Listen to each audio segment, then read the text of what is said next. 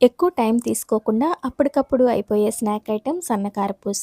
సన్నకారపూస కోసం ఒక కప్పు శనగపిండికి పావు కప్పు బియ్యపిండి తీసుకున్నాను. అందులోనే కొద్దిగా వాము క్రష్ చేసి వేస్తున్నాను. దాంతోపాటు పసుపు కూడా యాడ్ చేశాను. దాంతోపాటు నువ్వులు, టేస్ట్‌కి సరిపడా ఉప్పు, కారం ఇలా మనకు కావాల్సిన ఐటెమ్స్ అన్నీ వేసుకున్న తర్వాత లాస్ట్‌లో బటర్ యాడ్ చేసుకొని పిండి అనేది చేతికి ముద్దలా అయ్యేంత వరకు కూడా పొడిపిండి ముందు కలుపుకోవాలి.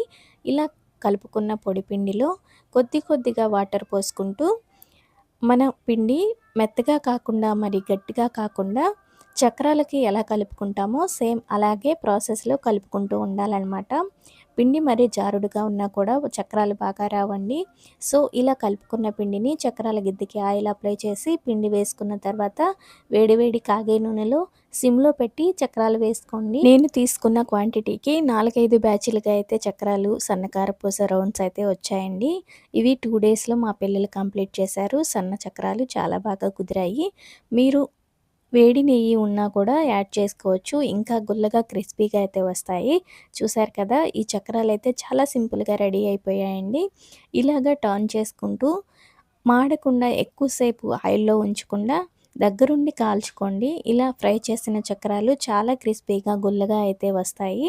సో, ఇదండి ఈ రోజుటి రెసిపీ. మరి ఈ వీడియో మీకు నచ్చిందా?